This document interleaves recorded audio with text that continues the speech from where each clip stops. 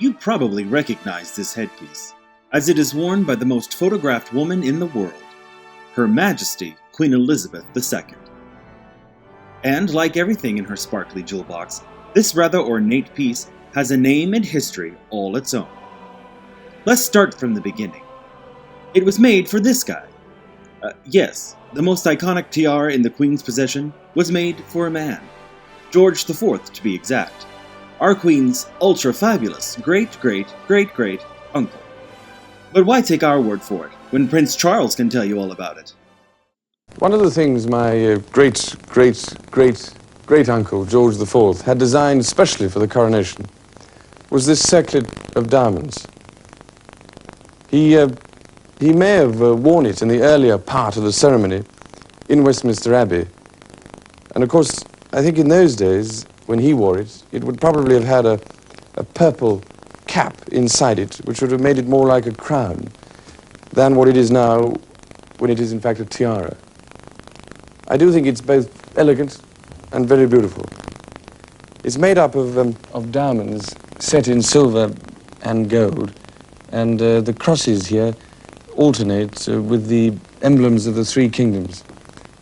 And you can see here the rose of England, and the thistle of Scotland, and here the shamrock of Ireland.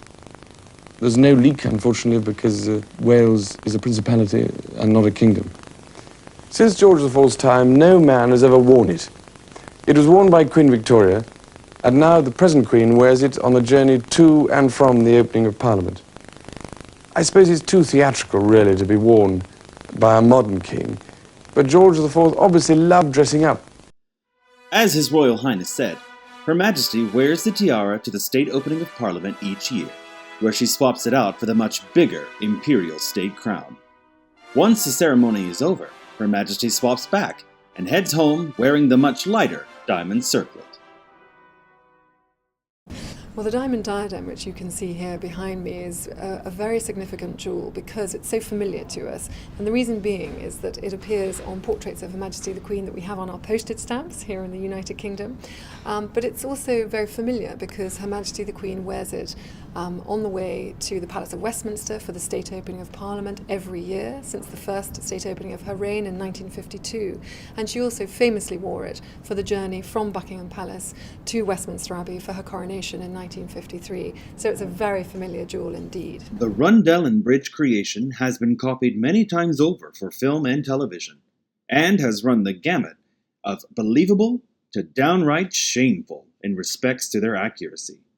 But in each production, despite the budget, one thing remains unquestionable: the statement that it makes. I'm the Queen. The diadem has been worn by every queen and queen consort since George IV had it made. You're probably wondering what the difference is between a queen and a queen consort. Well, it's simple, really. A queen who is born to rule and inherits the throne through her dynastic bloodline is a queen regnant, like Victoria and our current queen.